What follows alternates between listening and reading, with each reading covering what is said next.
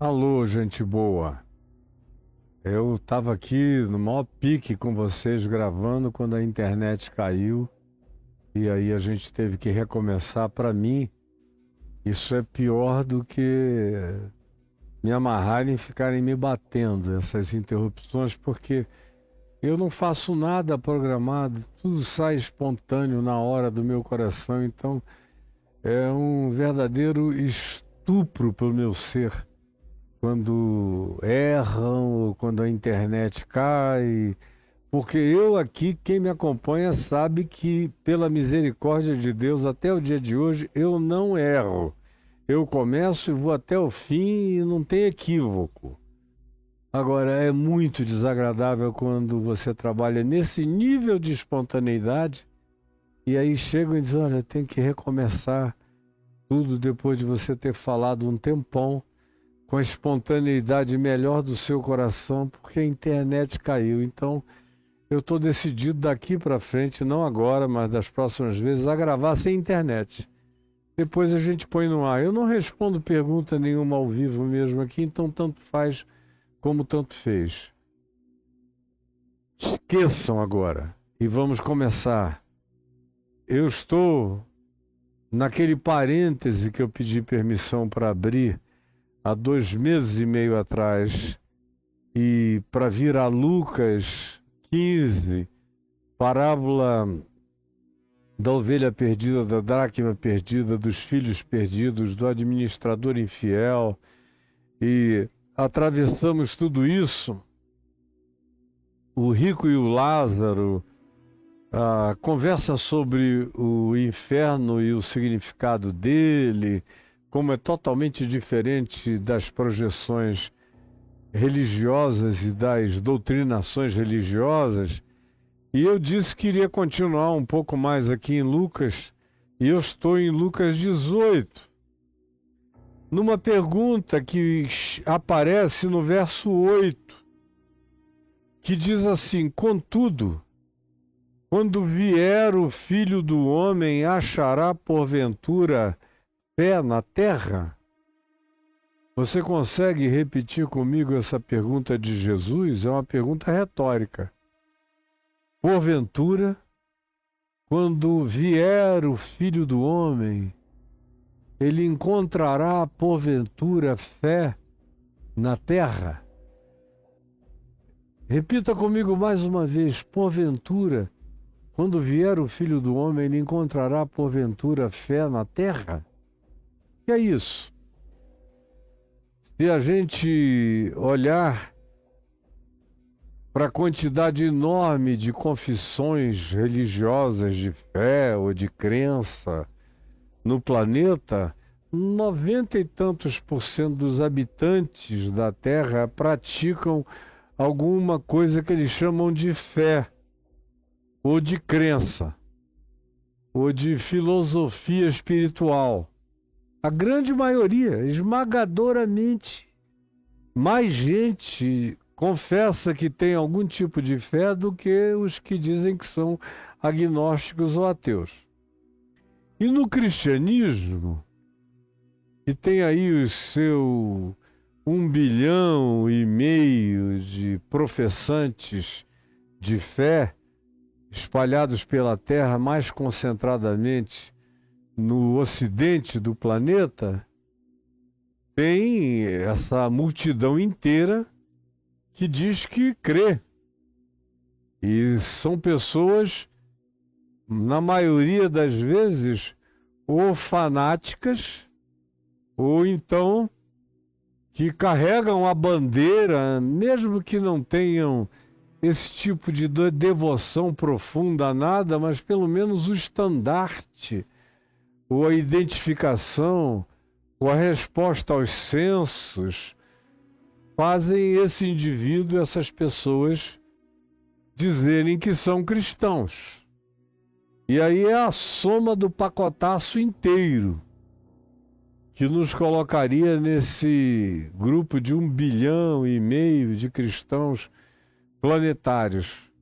Mas Jesus disse: se a gente esquecer todos os demais, fazendo como em geral o cristianismo faz, e ficarmos apenas com esse nicho terráqueo de 1,5 bilhão de cristãos, Jesus diz, incluindo a esses, e eu diria que antes de tudo e antes de todos, a esses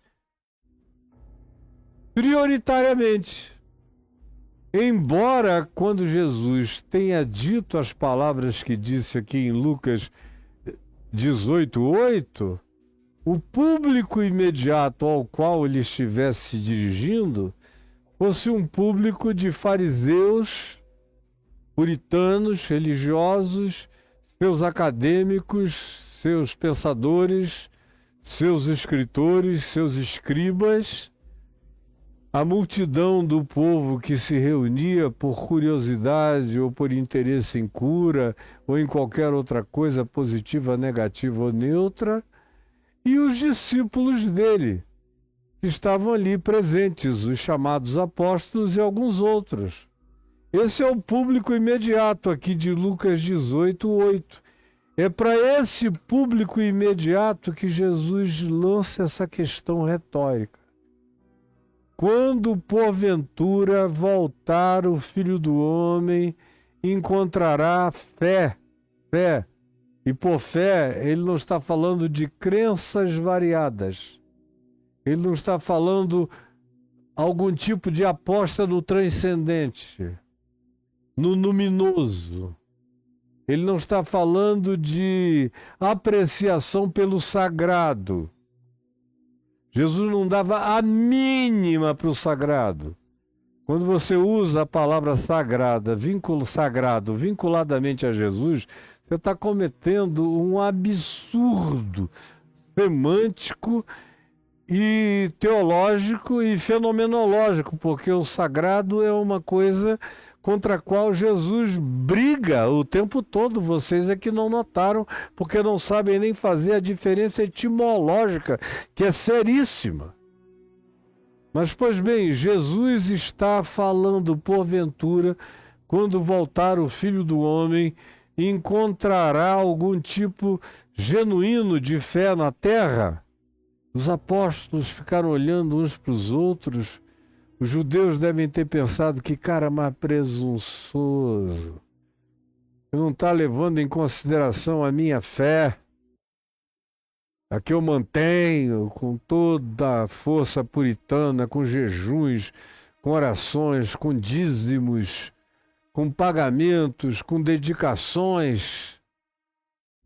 Que sujeitinho. Pois bem, mas é a pergunta que ele faz e que precisa ter resposta, porque ela lança um princípio escatológico poderoso. Na escatologia de quem quer que construa tal escatologia, e tem muita gente que é arquiteto de escatologias, as escatologias que nós temos no mundo cristão são todas montagens, são sistematizações. E as que tomaram conta do século XX, entraram no XXI, foram originalmente inventadas no século XIX por Ellen White, pelo fundador dos Testemunhas de Jeová, por toda a forma de adventismo esperando e marcando a data da volta de Jesus, até que nós chegamos nos anos 50, e aí os batistas, os pentecostais, os independentes protestantes evangélicos americanos começaram também a ver que ter uma proposta de sistematização escatológica era uma coisa vantajosa, conquanto no Novo Testamento isso não exista, mas eles pegam um verso daqui, outro da acolá, e eles saem montando pedacinhos de Daniel, pedacinhos de Ezequiel, pedacinhos de Isaías, com pedacinhos de Zacarias, com pedacinhos de Mateus 24, ou de Lucas 20, 21, 22, com pedacinhos de 1ª e 2ª aos Tessalonicenses, com pedacinhos do Apocalipse, aí montam aquele Lego escatológico e apresentam num best-seller e ganham milhões, como foi o caso do Tim LaHaye, que a maioria aqui não conheceu, mas eu conheci muito bem. Tim LaHaye. Pouca gente fez tanto mal escatologicamente falando ao povo cristão no mundo quanto o Tim LaHaye, que foi também o que produziu os vídeos, a série, antes disso o livro, Os Deixados para Trás. Tudo feito em nome de Jesus, mas com base numa escatologia neopentecostal, pentecostal, adventista, testemunha de Jeová, desse blend que eles fizeram, montaram, e milhões de pessoas compraram os livros dele, e ele ficou milionário. Ficou tão milionário que começou até a fazer besteira na vida. Eu não vou aqui dizer de que natureza elas foram, mas foram íntimas e pessoais, porque não é do meu interesse entrar na alcova de ninguém. Um segundo indivíduo que produziu um livro que criou um abalo horroroso, feio, mentiroso, inclusive, porque nunca tem pedidos de desculpa e de atualização da própria mentira que eles construíram sistematicamente como escatologia. Que é o Hal Lindsey. A maioria de vocês não sabe nem da existência desse cara, mas ele escreveu um livro chamado As Agonias do Planeta Terra, que no início dos anos 70, em 1970, 71, 72, 73, e daí para frente, foi muito mais lido e vendido, provavelmente, do que a Bíblia. Todo mundo tinha um exemplar. E ele ficou muito grato porque se tornou um homem milionário e também fez um monte de besteiras na vida pessoal com tanto dinheiro e poder na mão, como só ia acontecer. Pois bem, o que você chama de doutrina da volta de Jesus, no meio cristão, tem um berço no adventismo escatologista, nos testemunhas de Jeová, que em alguns aspectos são extremamente parecidos aos adventistas, e nas construções pentecostais do início do século XX, que acabaram evoluindo para o livro Agonias do Planeta Terra, do Hal Lindsey, e para os Deixados para Trás, do Tim LaHaye. E todo mundo que ninguém lê, porque ninguém lê o Novo Testamento, ninguém tem conhecimento de nada, a ignorância é brutal e absoluta, são ignorantes do Evangelho em gênero, número e grau. Eles ouvem o pastor falando, repetindo aquelas formulazinhas, e eles pensam que aquilo foi o anjo Gabriel que trouxe, que foi Jesus que entregou. Aí vem esses pastores, cada bomba que cai no Irã, olha, deve estar cumprindo essa profecia. Ou cada bomba que cai em Gaza, Deus está cumprindo profecias. E Deus só cumpre profecias com bomba de Israel na casa dos outros.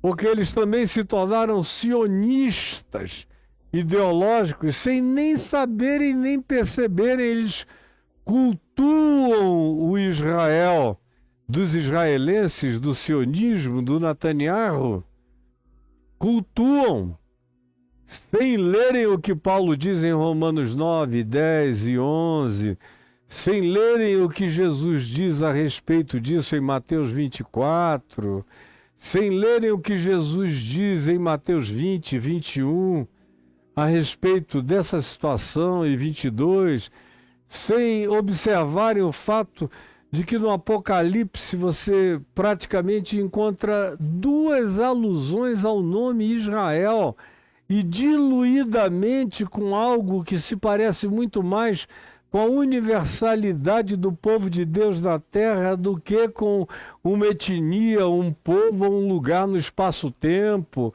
mas não tem nenhuma noção de coisa alguma a respeito disso. Não tem. Por isso é que se enrolam com a bandeira de Israel, cultuam aquele povo. Você é considerado herege se amar a Jesus de todo o coração, mas não defender as políticas de Israel. Você está em pecado. Esse é o tamanho da desgraça que se construiu entre nós. Aí, como é que eles respondem essa pergunta de Jesus? Se é uma pergunta retórica cuja resposta pressupõe não como definição. Porventura, quando vier o Filho do Homem, encontrará fé na terra? A resposta é não. Aí eles dizem como não? Se no Brasil a igreja não para de crescer, nem na América Latina, nem na África, ela está diminuindo um pouco nos Estados Unidos, mas aqui ainda não começou a diminuir, ela só não cresceu tanto quanto deveria, mas ainda continua com números positivos. A gente pode até chamar de um avivamento.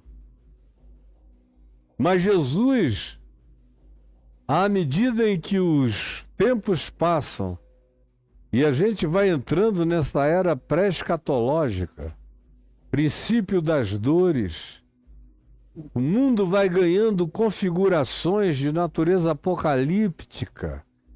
Quem conhece bem o Apocalipse, o lê a vida inteira e o estuda e o compara com ele próprio e com os demais apocalipses da mesma época, e lê o Apocalipse tendo Jesus como chave hermenêutico interpretativa, você olha e vê que a gente está se aproximando de um tempo crucial, horroroso. A gente não chegou nele ainda. Olha como eu estou em paz aqui em casa.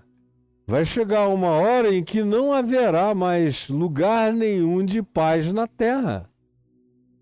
Eu ainda estou aqui cercado de luz, cores, flores, pássaros, silêncio, quietude, sossego, porque nós só iniciamos esse processo em algumas geopolíticas da Terra, mas graças a Deus isso não se mundializou do jeito que isso acontecerá, porque Jesus repetiu diversas vezes que esse dia virá sobre todos, guarde bem, esse dia virá sobre todos os que habitam sobre a face da terra, todos. Não haverá nenhuma geografia de isenção e de tranquilidade. Todos sofrerão. Então, se não chegou ainda, por exemplo, aqui, é porque ainda não chegou o tempo do todos. Mas eu sei que ele virá, e do jeito em que as coisas andam, com a velocidade em que andam, não demorará tanto a chegar.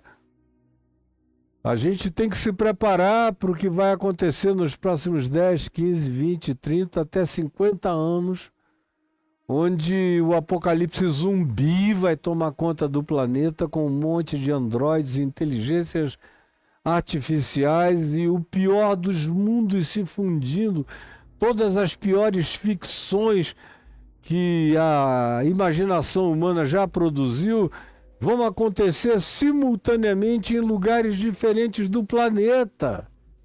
E todas elas são distópicas e catastróficas. E em meio a tudo isso, Jesus diz que não haverá fé na terra. não haverá fé. Aí você diz, bom, isso tem que ser bem adiante, porque por enquanto o Brasil está cheio de fé. Aí eu digo, fé? O Brasil? Deixa eu te dizer uma coisa, você vai ficar zangada comigo, com ódio até, mas não tem fé aqui não. O Evangelho está num estado moribundo, morrente. Praticamente não tem quase ninguém pregando o Evangelho puro e simples de Jesus, comparado com o tamanho da população que se confessa cristã. Praticamente não há pregadores do Evangelho puro e simples e praticamente não há igrejas da encarnação, da simplicidade desse Evangelho de Jesus. A maioria absoluta, 90 e tantos por cento, 95%, estão vivendo de superstição, fetiche, culto ao sagrado, ao engano, culto a mamon, culto ao dinheiro, culto ao poder, culto a figuras políticas, a ideologias políticas, tudo menos fé. Você encontra já hoje nesse país. E por que eu digo isso? Porque nesse país a gente tem um monte de fariseus, de saduceus, de religiosos, evangélicos, pentecostais, adventistas, testemunhas de Jeová, reformados, mas sem fé. Sem fé. Quem crê um pouquinho melhor em alguma outra coisa descrê do resto. Sem falar que fé para Jesus não era um pacotinho doutrinário. Quando ele diz para tanta gente que ele disse, filho, filha, a tua fé te salvou, não teve aula de catecúmenos, não teve nenhum curso de preparação para batismo, nem para salvação, nem para a declaração da graça de Deus sobre a vida daquelas pessoas. Era gente que estava vindo de lugar nenhum e voltando para lugar nenhum. Não havia uma única recomendação de Jesus ou dos apóstolos. Olha, não deixa de frequentar a sinagoga mais próxima da sua casa. Ou não deixe de ir ao templo uma vez no ano, pelo menos, para oferecer algum sacrifício. Não existe nenhuma recomendação. O cara chega, é abençoado, Jesus diz, a tua fé te salvou, volta para casa. É para casa que Jesus manda eles.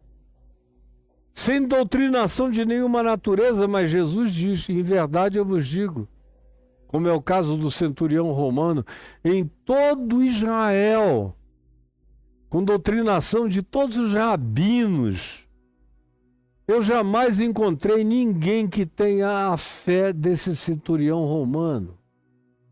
Ou como ele diz para a mulher Ciro-Fenícia, lá da região do Líbano, onde ele deu uma saída para descansar, e a mulher insistiu, pedindo cura para sua filha, até que Jesus, num diálogo insólito com ela, a ouve dizer, eu sei, Senhor, que tu vieste prioritariamente nesse primeiro momento para pregares para essas ovelhas perdidas da casa de Israel.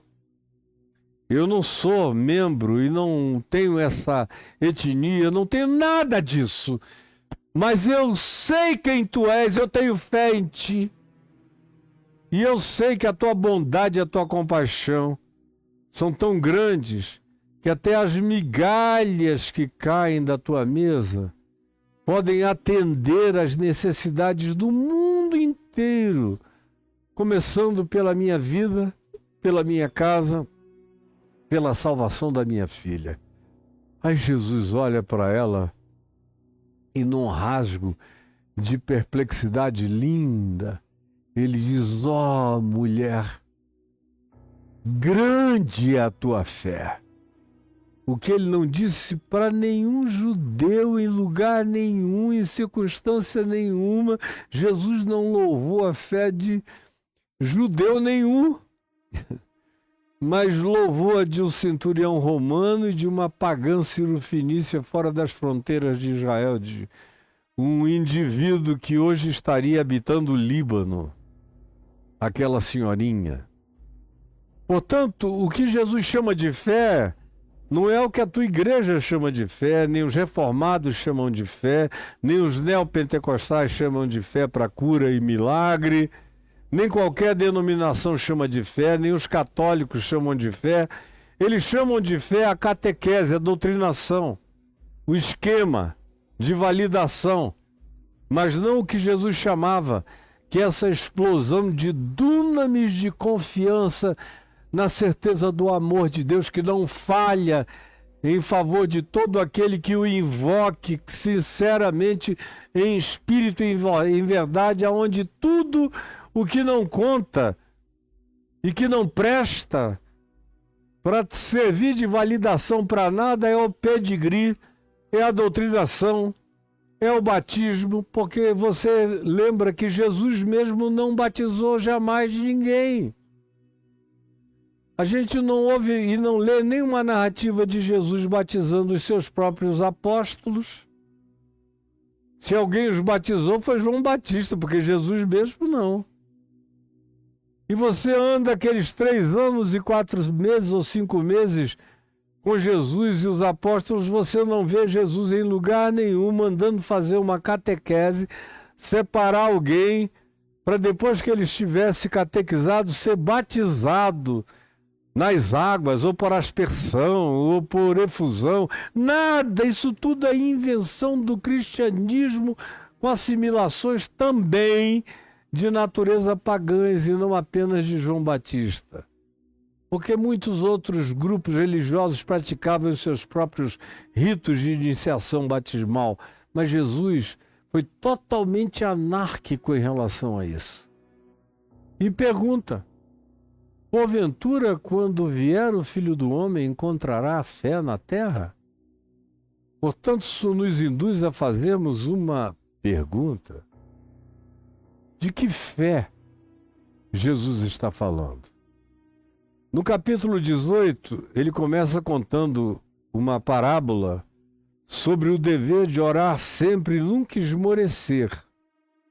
E aí ele diz: havia em certa cidade um juiz que não temia Deus e nem respeitava homem algum, que era um indivíduo iníquo, desse tipo que pisa em qualquer um e não quer saber. A gente tem autoridades mundiais que são exatamente iguais a esse juiz iníquo. Também naquela mesma cidade havia, além disso, uma viúva que ia ter com esse juiz iníquo todo dia. E dizia a ele: julga a minha causa contra o meu adversário. E o cara não aguentava mais, porque ele abria a porta da casa dele e lá estava a viúva. Ele ia para o lugar de julgamento nas esquinas da cidade para ouvir as demandas, ela já estava lá antes dele. E falasse quem falasse, ela gritava e interrompia: julga a minha causa. E depois de dias, quem sabe meses, e o cara de braço duro dizer: ninguém me força a fazer um veredito que eu não queira dar na hora da minha autodeterminação. Mas ela o perturbou tanto que ele chegou a uma conclusão diferente. Ele disse: eu não aguento mais ser perturbado por essa mulher. Ela não para até que eu a atenda. Eu não respeito homem algum, mas essa mulher é chata, é inoportuna. Ela não para de pedir. Portanto, eu julgarei a causa dela para que ela pare de me molestar. Aí Jesus fala, preste atenção. Jesus entra no papo e diz: considerai no que diz este juiz iníquo. É Jesus quem chama esse juiz de iníquo. Esse juiz da iniquidade, que não está nem aí para a justiça, para a equidade, para a verdade. Não, ele faz conforme o destempero do momento e as pulsões narcisísticas enlouquecidas do seu coração. Considerai no que diz este juiz iníquo. Eu vou julgar para não ser importunado. Não fará Deus, porventura, justiça aos seus escolhidos até que... Porque Ele é bom? Jesus está fazendo aqui um contraste. Se o juiz iníquo, perverso, não suporta a insistência da viúva, imaginem o Pai Celeste. Se vocês vão precisar gritar, clamar, pedir, insistir, chorar, se desesperarem o tempo todo, o esmorecimento que Ele espera que vocês não tenham é a certeza de que Ele atende, de que Ele ouve, de que Ele sabe. Não duvidem disso. Não esmoreçam quanto ao fato de que há Deus sobre a vida de vocês. Ele não está fazendo uma recomendação para que a gente tente encher o saco celestial de orações repetidas. Ao contrário, seria uma contradição de termos quando ele diz em Mateus, no capítulo 6, e quando orardes, não useis de vãs repetições como fazem os pagãos, os gentios, os ignorantes. Ao contrário, o vosso Pai Celeste sabe. Só mantenham a confiança, não esmoreçam na confiança. Ele vê, Ele sabe, Ele ouve, Ele se solidariza. Ele é a antítese do juiz iníquo, até o juiz iníquo. Ouve a oração da viúva para se ver livre do molestamento, sendo ele mau.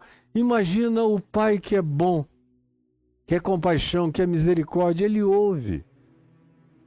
Não esmorecer diante dele não significa ficar repetindo a mesma oração, contrariamente ao que Jesus ensinou que se deveria fazer.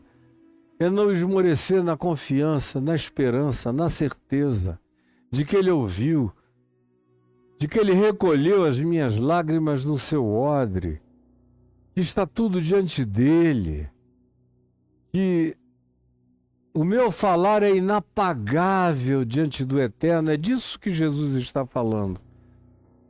Mas aí ele completa dizendo: prestem todavia atenção nisso, mantenham isso no coração, porque uma das coisas mais difíceis será manter essa fé que não esmorece na esperança, que é capaz de esperar contra a própria esperança, que crê apesar da aparente demora, que confia apesar da ausência de sinais objetivos imediatos e confortadores. Todavia, não desiste, não esmorece, continua, porque sabe e conhece a natureza do caráter de Deus, que é bom.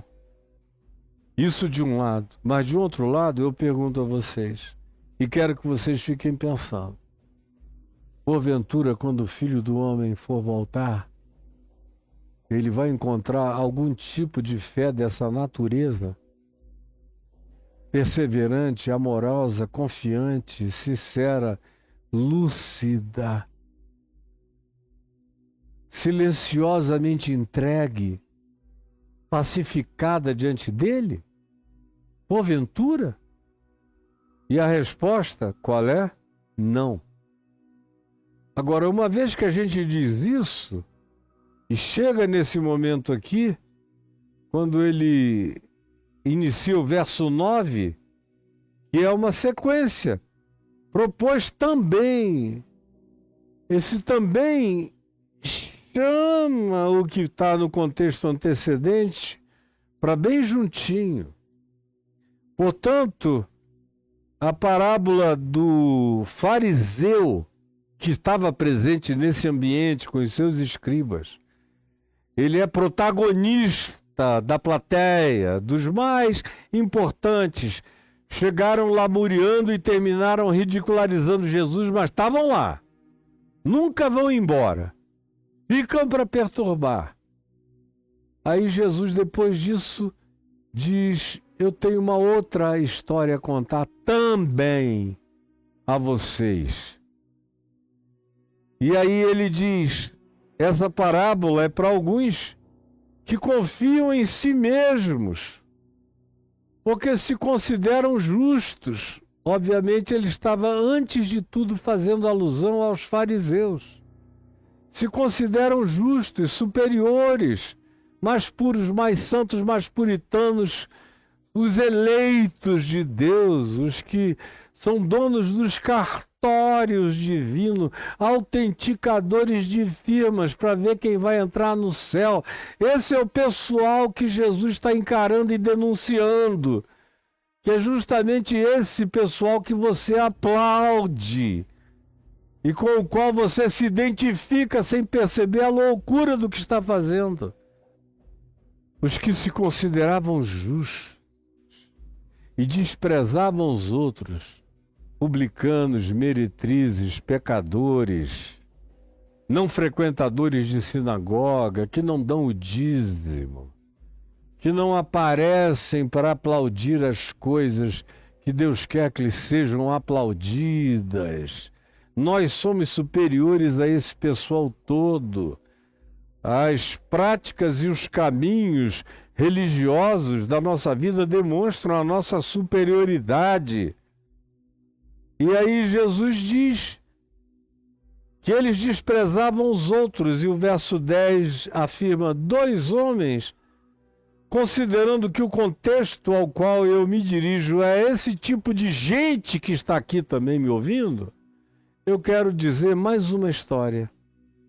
2 homens subiram ao templo lá de Jerusalém, construído por Herodes o Grande, nos dias de Jesus, com o propósito de orar. Pelo menos era a declaração: vamos orar no templo.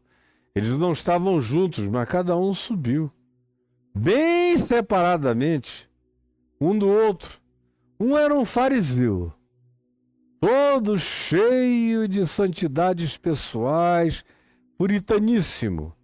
E outro era um publicano desprezível, que trabalhava para os romanos, que era tratado como um marginal, completamente abominável pela consciência religiosa, e que não tinha nem o direito de entrar no templo. O que esse cara de pau está fazendo no meio da congregação dos santificados?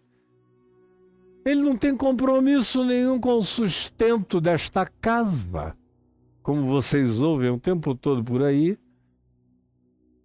O fariseu, posto em pé, orava de si para si mesmo, porque a oração de hipócrita, a oração de fariseu, oração de religioso que confia em si, na sua própria justiça, nas suas doutrinas, nas suas eleições, na sua superioridade, em como eles são tão agradáveis a Deus. Esse é o fariseu que está para todo lado, eles são a maioria entre nós. Mentirosos, vivem só da cara para fora, dentro está tudo podre e fétido. Ele, posto em pé, orava de si para si mesmo, era uma conversa com ele próprio, de autoexaltação, como acontece com todo religioso desse jaez e desse tipo. Eles não falam com Deus, Deus não os conhece. É acerca desses que Jesus disse: apartai-vos de mim, porque eu nunca vos conheci. Nunca. São os que oram de si para si mesmos. Desta forma ele orava. Olha só que oração. Deus, ó Deus, graças te dou, porque não sou como os demais homens. Ele olha assim por cima. Não sou. Faço parte dessa minoria absoluta dos salvos, redimidos. Eu faço parte deles. Não sou como os demais homens. Aí ele descreve os demais homens: roubadores, começam não roubando, não dando dízimo. Roubadores. Ou como esse publicano que bota um ágio em cima da cobrança do imposto. Ou tampouco eu sou como esses injustos. Para ele, injusto não tinha nada a ver com ser bom, verdadeiro, sincero, equânime na relação com o próximo. Ser injusto era ficar devendo ao sacerdote, ao templo, ao que a religião determinava como sendo práticas a serem obedecidas, ou aos rigorismos de costumes da moda exterior, até nas vestimentas. Até pelas vestimentas ele considerava alguém de longe justo ou injusto, dependendo de como o cara se vestia e se penteava. É disso que se está falando. Ou, muito obrigado, porque eu também não sou como os adúlteros. A cabeça dele era uma suruba. Ah, cheio de lascívia, que delícia! Gostosa, maravilhosa. Mas graças a Deus, Senhor, eu mantive o voto do casamento, eu nunca peguei ninguém fora do casamento.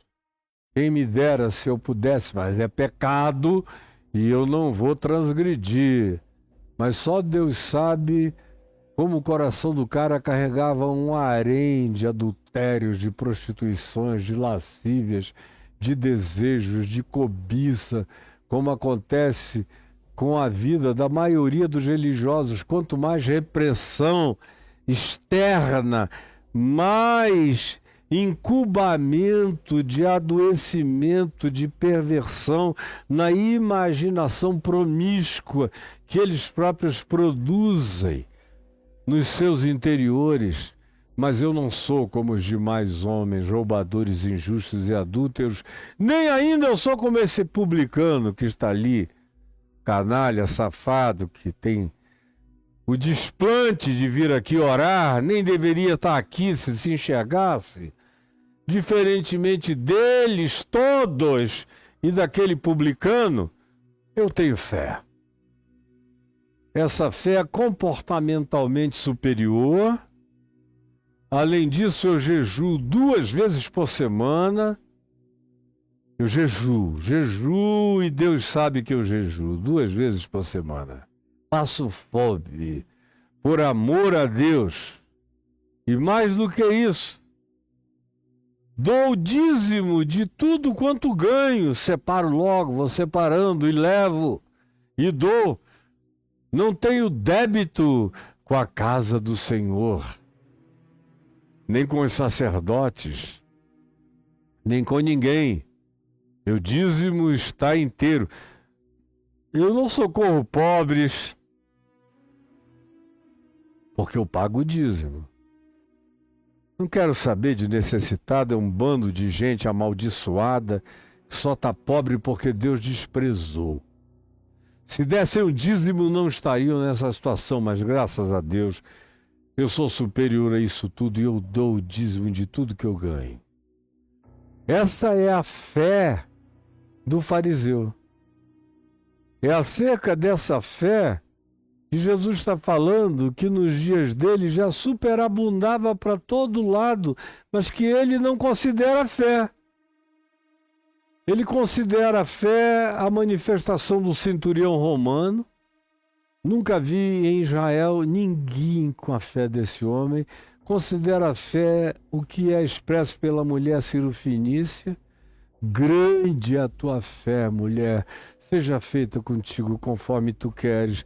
Mas isso aqui, para ele, é algo que ele está a ponto de vomitar da sua boca. É nojento. É de uma arrogância horrorosa, mas é o que caracteriza a atitude, o comportamento, o pensamento, a postura e as crenças desses indivíduos que chamam isso de fé, enquanto Jesus chama de mentira, hipocrisia e perversidade e iniquidade. Aí o verso 13 diz: já o publicano, que teve o desplante de subir e orar no templo, junto com essa multidão de juízes, torcendo contra ele. O que esse desgraçado está fazendo aqui? Contaminando o nosso culto. Tomara que saia logo desse lugar. Já o publicano, estando em pé, longe, não ousava nem ainda levantar os olhos aos céus, nem fazer isso. Olhar para os céus não ousava. Ao contrário, Ele baixava a cabeça. E Jesus o descreve aqui dizendo, mas batia no peito. Batia no peito, ó Deus, ó Deus, ó Deus, ó Deus, ó Deus, meu Deus, Deus, Deus, Deus, Deus. E dizia, seja propício a mim, tem compaixão de mim, tem misericórdia de mim, derrama a tua graça sobre mim, porque eu sou um pecador. Tem compaixão de mim, ó Deus. Eu não tenho nada a te oferecer, exceto o quebrantamento, o arrependimento e a consciência que eu sei e carrego acerca de mim mesmo, mas que é vencida pela minha convicção de que o teu amor é maior do que o meu pecar, é maior do que a minha relatividade. Aí olha a conclusão de Jesus, que responde à pergunta, quando o Filho do Homem voltar, encontrará porventura fé na terra? No verso 14 ele diz, digo-vos que este é o publicano, é o último aludido, o último sujeito do contexto. Este desceu justificado para sua casa, pacificado, perdoado, acompanhado, seguido por anjos, fez amizades com as dimensões celestiais, fez amigos nos tabernáculos eternos, como foi o caso do administrador infiel. Ele desceu em paz para sua casa. E não aquele. Aquele é o fariseu, é o crentaço, é o calhordaço da santidade mentirosa. E não aquele.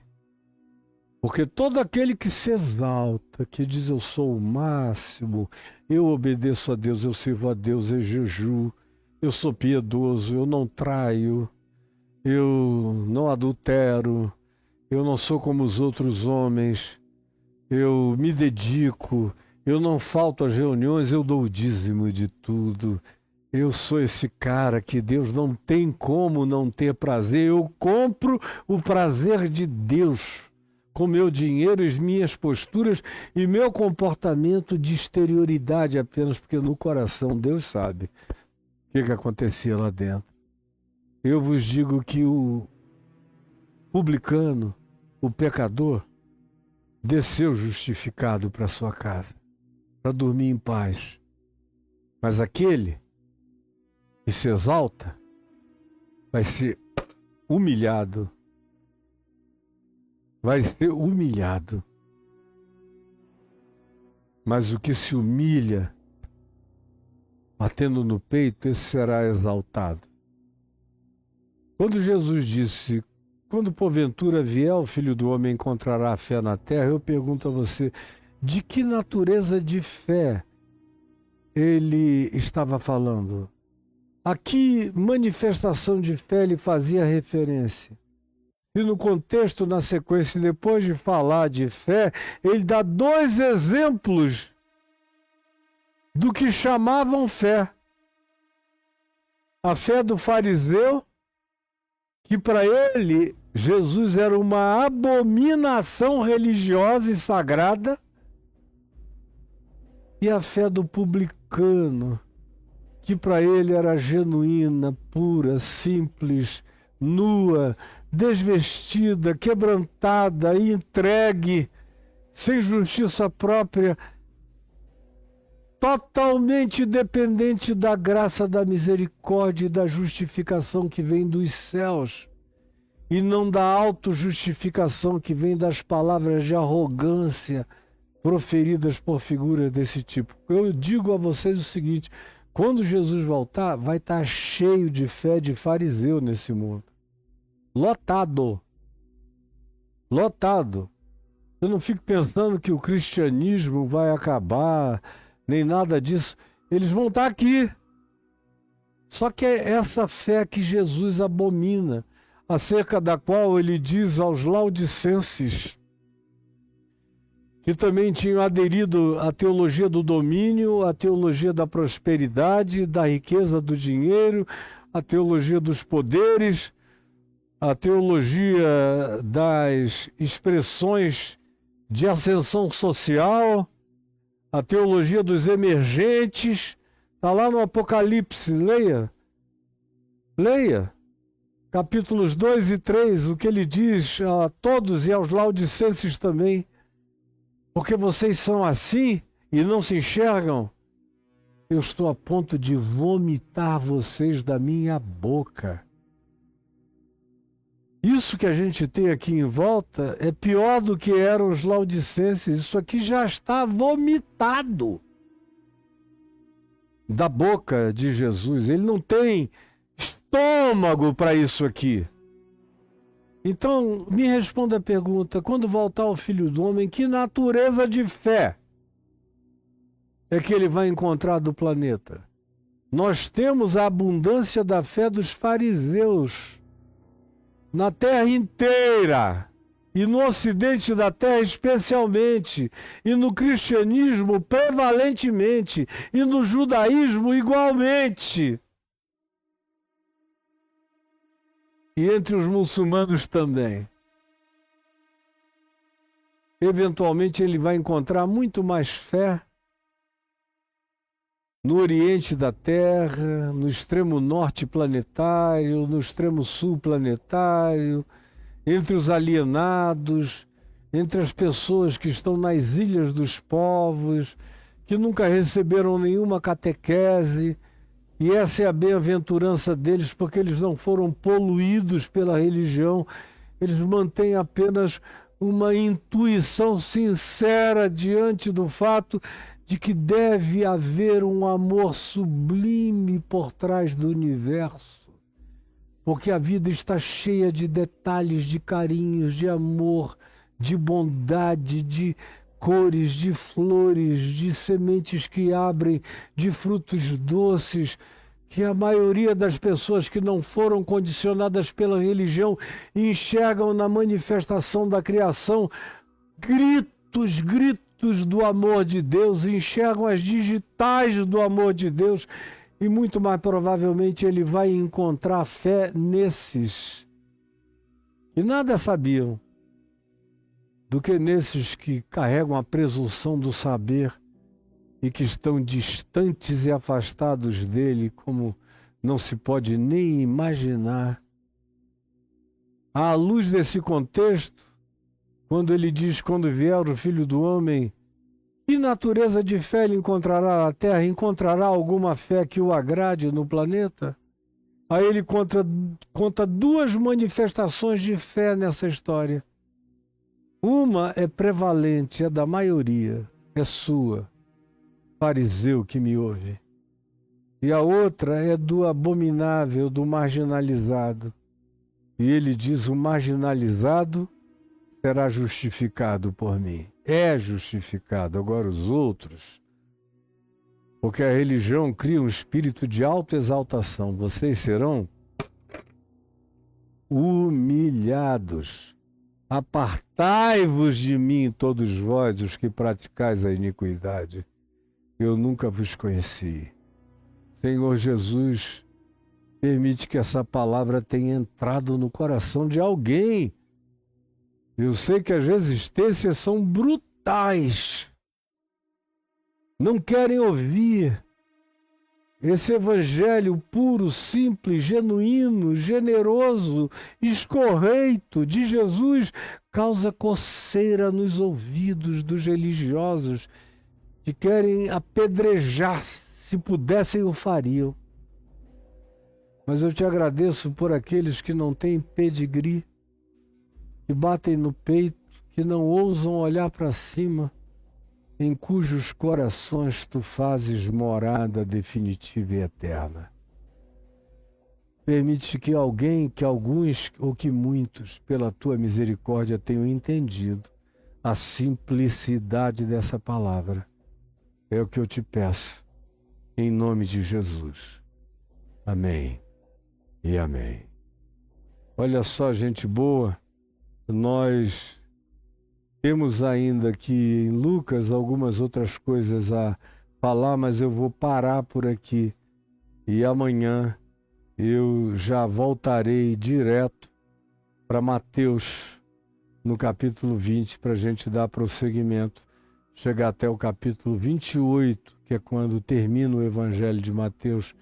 Eu espero fazer isso até o mês de setembro, concluir, para voltar a fazer o Papo de Graça nesse horário, que eu comecei inclusive a ficar ansioso já para voltar a fazer isso.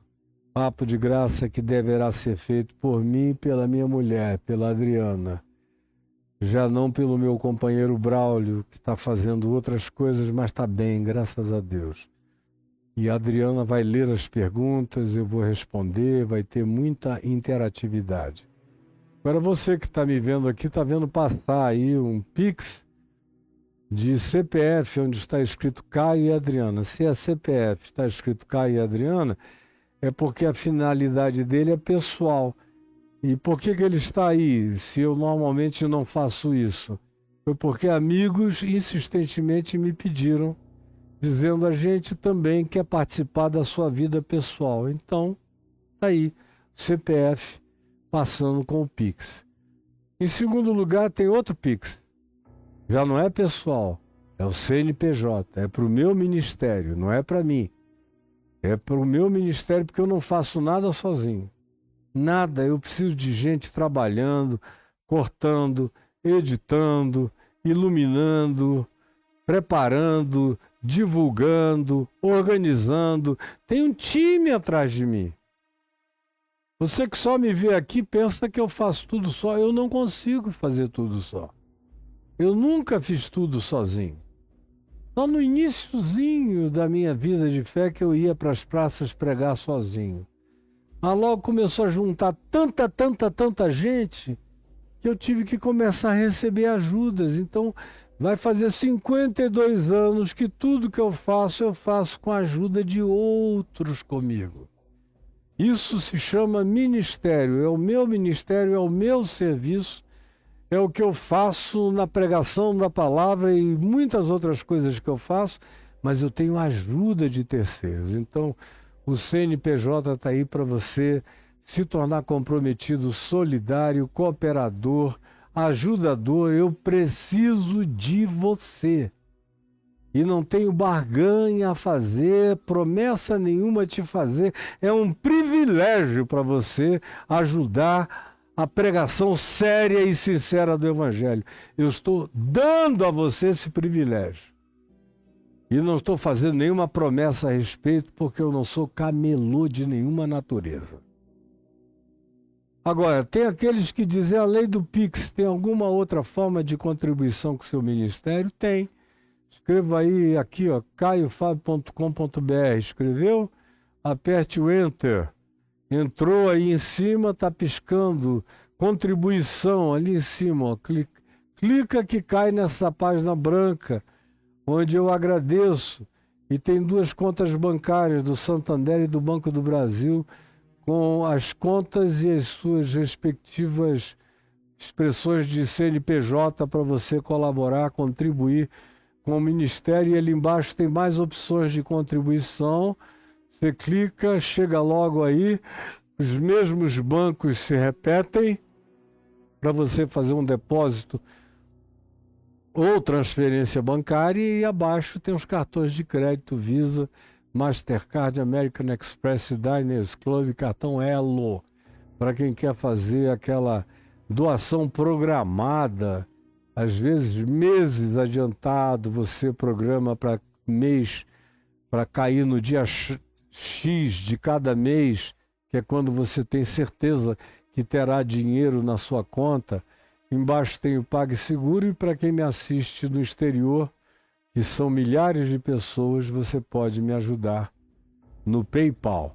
Aí o PayPal, você colabora e eu agradeço de todo o meu coração. Agora, eu não parei ainda aqui. Eu quero muito é que você escreva caiofabio.com.br/cursos. Escreveu? caiofabio.com.br/curso. Então, ó, Enter. Aí você cai nos meus cursos. Todos esses. Se você clicar em cada um deles, tem um vídeo comigo falando, explicando o que é que eu vou apresentar, entregar e oferecer a você em cada um desses cursos. Estão todos aí, eu não preciso repetir, eu já falei demais. A mesma coisa, caiofab.com.br/cursos. Você diz, eu quero o poder dos Salmos. Salmos são 150. Eu subdividi em centenas de subdivisões e as leio e as aplico tendo Jesus como chave interpretativa. Tudo que eu faço é a partir de Jesus como chave interpretativa. Então, aquelas partes dos Salmos que ficaram obsoletas, como por exemplo, no Salmo 137, que diz, tomara que alguém venha e pegue os filhos dos babilônios, ou dos caldeus, ou dos persas, ou dos iranianos, esmague a cabeça deles contra a rocha, está lá no Salmo 137. Você acha que Jesus concorda com o final do Salmo 137? Ou com aquelas várias outras expressões dos Salmos que diz, ó Senhor, vem, vinga a minha causa, esmaga o meu inimigo. Tem vários salmos assim, aí você pega Jesus, a chave hermenêutica, filtra os salmos, o que passa para o lado de cá é evangelho purinho, purinho, purinho.